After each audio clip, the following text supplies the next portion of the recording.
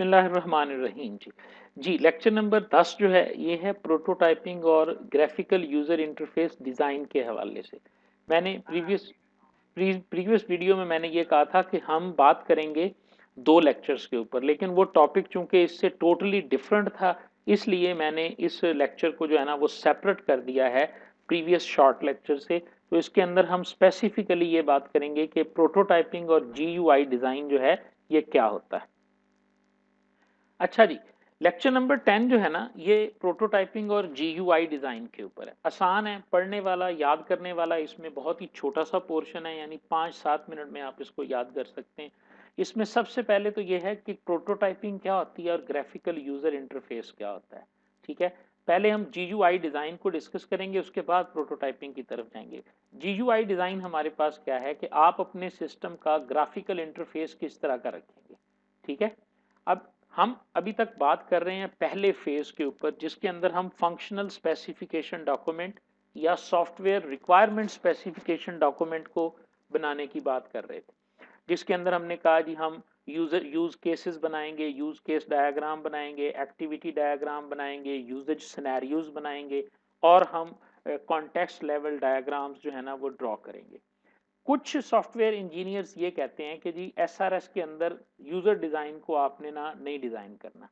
वो क्या कहते हैं, वो ये कहते हैं कि चूंकि यूजर डिजाइन के अंदर हम ये सोचते हैं कि ये चीज कैसे बननी है या कैसे होनी है, तो एसआरएस जो है ना इसका फोकस होता है व्हाट के ऊपर, कि आपके सिस्टम में क्या होना चाहिए।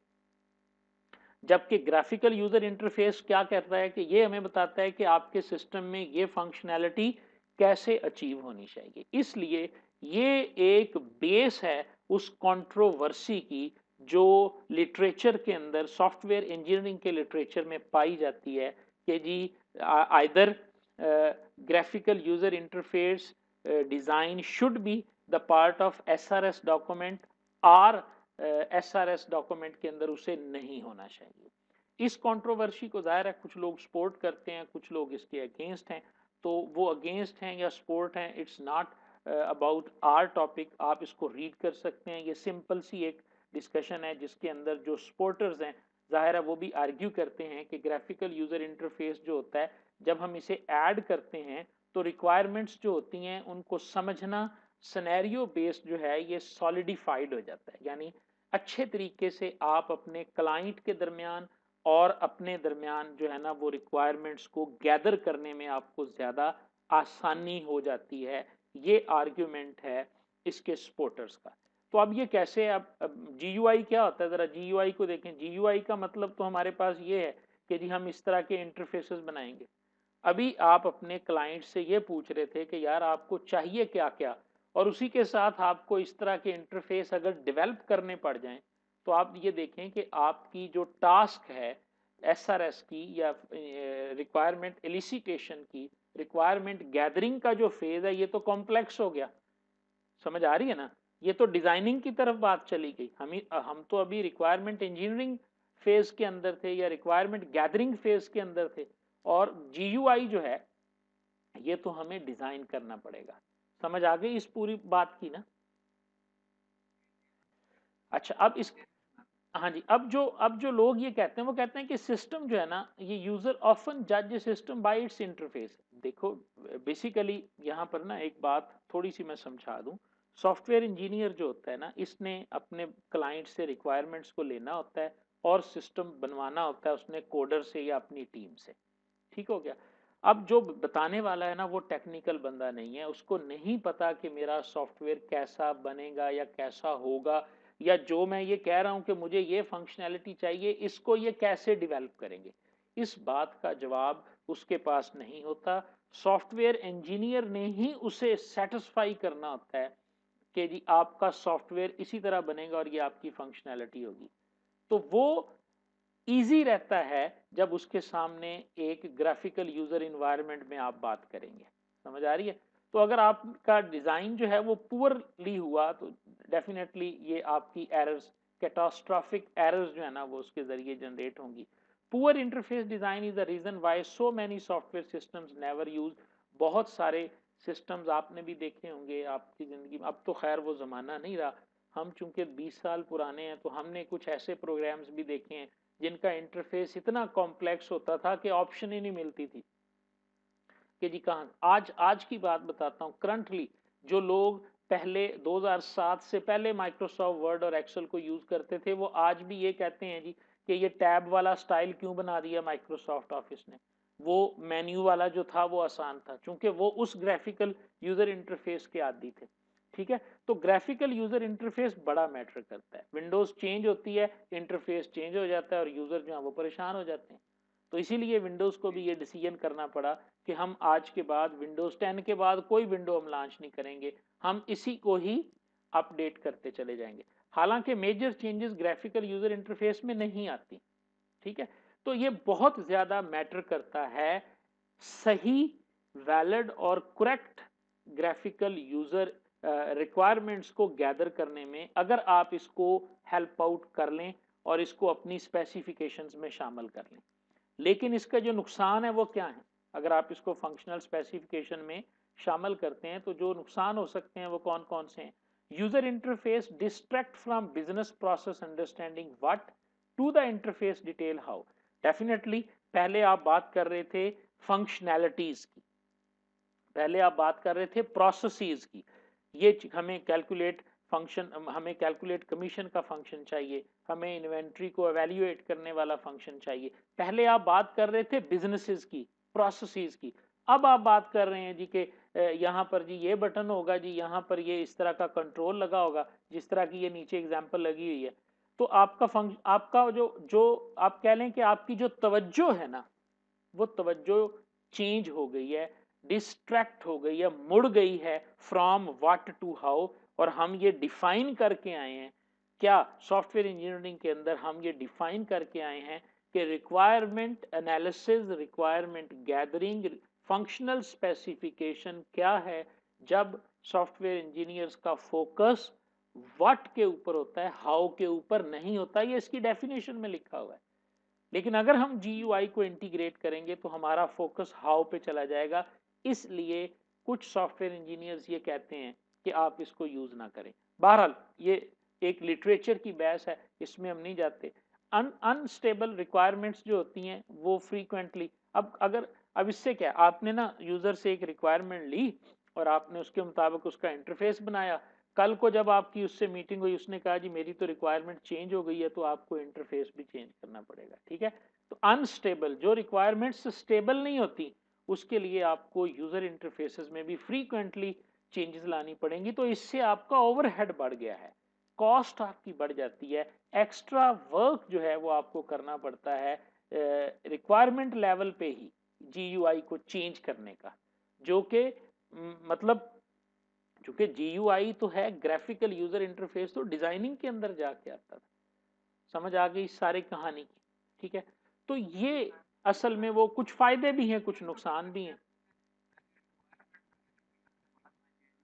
हाँ जी, हाँ जी, ये देखो ना, ये मुख्तलिफ लोगों की राय है ना। कुछ कहते हैं कि यार साथ कर लो, उससे ये फायदे होंगे जो ऊपर उसने लिस्ट किए हैं। ठीक है, कुछ कहते हैं कि नहीं यार इससे ओवरहेड बढ़ेगा। तो यहीं पे आके जो आपने सॉफ्टवेयर इंजीनियरिंग के अंदर, या जो आपने सॉफ्टवेयर इंजीनियर के रोल पढ़े हैं, उसके अंदर आपने ये पढ़ा था कि सॉफ्टवेयर इंजीनियर्स को एक बैलेंसिंग एक्ट परफॉर्म करना पड़ता है, जिसमें वो ये देखता है यार इसका फायदा ज्यादा होगा या एफर्ट ज्यादा लगेगी।